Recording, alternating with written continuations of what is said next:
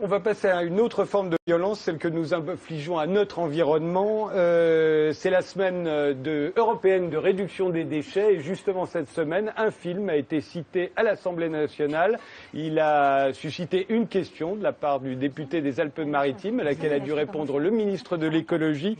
Ce film s'appelle Super Trash et il nous montre ce que nous ne voulons pas voir, à savoir qu'est-ce qui se passe dans une décharge à ciel ouvert, là où finissent nos détritus. Regardez.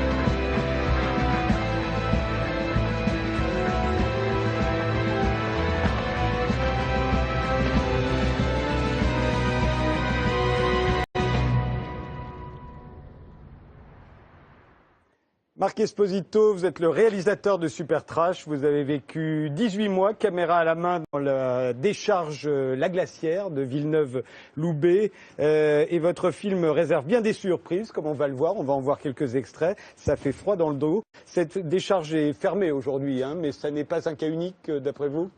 Il y en a 250 en France. Et puis même si elle est fermée, les déchets sont toujours sous terre.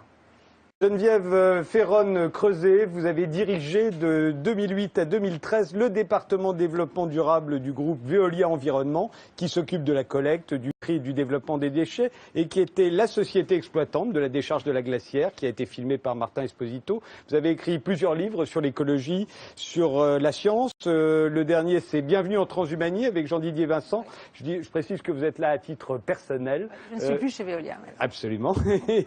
Et merci donc d'avoir accepté, vous n'étiez pas obligé. Ce film n'accuse pas une entreprise, en fait, il nous accuse tous d'avoir fermé les yeux et de continuer de fermer les yeux sur ce que nous faisons aux déchets. Tout à fait, ouais. Qui vous a le plus étonné quand vous avez vécu? Parce que là, on a vu des images assez spectaculaires, mais ça ne fait pas encore tout à fait peur. J'ai l'impression que c'est quand on voit décharger des hydrocarbures dans cette décharge, à quelques kilomètres des maisons. Là, on se dit tout à coup, c'est pas possible. Ce qui est hallucinant, c'est effectivement de voir des hydrocarbures, mais juste à côté, des tonnes de plastique triées par les citoyens, la nourriture qui arrive. Vous voulez dire que les plastiques qu'on met dans des poubelles des poubelles de tri, et qui devraient donc aller... Par exemple, dans une société comme Paprec, par exemple, qui recycle le plastique. Et qui en fait finit dans la décharge. Et qui arrive dans une décharge. Et en fait, c'est presque une zone de non-droit. On parlait, on voit aussi des cercueils. Attendez, ne dites pas tout parce qu'on va en voir plusieurs. Geneviève Ferron-Creuset, Oui. Ces images-là, vous les aviez jamais vues. Vous n'êtes jamais allé dans une décharge. Ah si. Et vous y êtes allé? Si. Non, je suis allée. Alors, je suis pas allée dans la décharge de Villeneuve-Loubet, mais j'ai visité des décharges. Oui. Elles sont toutes comme ça? Alors, de toutes les façons, une décharge pour quelqu'un qui n'a jamais mis les pieds dans une décharge, c'est un choc. Et alors, je ne dis pas qu'il faut absolument qu'on aille tous visiter des centres de tri ou des décharges, mais je trouve que c'est très pédagogique parce qu'on ne s'intéresse absolument pas aux intestins. Moi, j'appelle ça les intestins de la société. Et c'est vrai que dans les images qu'a montré Martin dans son film, alors j'ai pas vu le film dans l'intégralité, donc je veux être honnête, mais j'ai vu des... Vous allez en voir quelques Voilà, extraits. non, là, mais vous allez voir. j'ai vu quand même quelques extraits.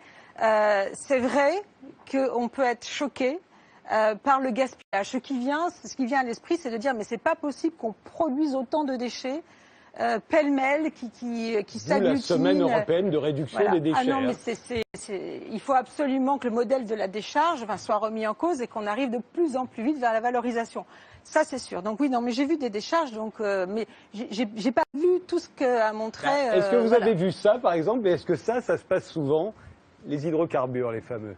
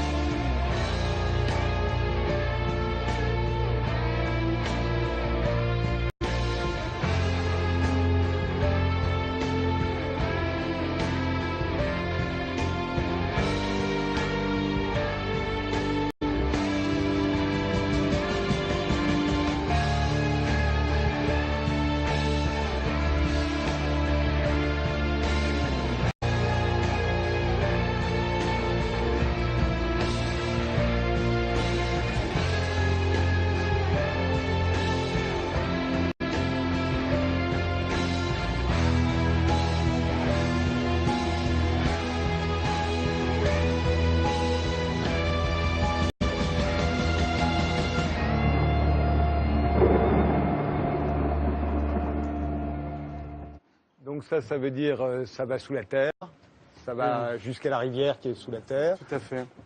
Et- De la terre, ça va à la mer. Mais non, ce qui est fou, c'est que ça se passe ici chez nous en France, alors qu'on a un savoir-faire. Et en fait, quand je suis arrivé dans la décharge, je ne pensais pas découvrir des hydrocarbures et je ne savais pas, je ne connaissais pas en fait le mot hydrocarbure. J'ai forgé mon vocabulaire avec les travailleurs de la décharge. Yves-Charles Zarka, Oui, écoutez, c'est affligeant ce qu'on voit. Et ce qui existe, qui existe ailleurs, qui existe en France, qui existe à Naples, je connais bien Naples, c'était terrifiant. Je proposais à notre ami d'aller regarder, il me disait qu'il était allé, mais ça serait pas mal. Bon, alors mon point de vue comme philosophe est différent. Moi, j'ai publié l'inappropriabilité de la Terre, premièrement pour comprendre, parce que là, c'est les conséquences. C'est les conséquences d'un mode de production, c'est clair. Tout à l'heure, on parlait d'abondance ou de rareté.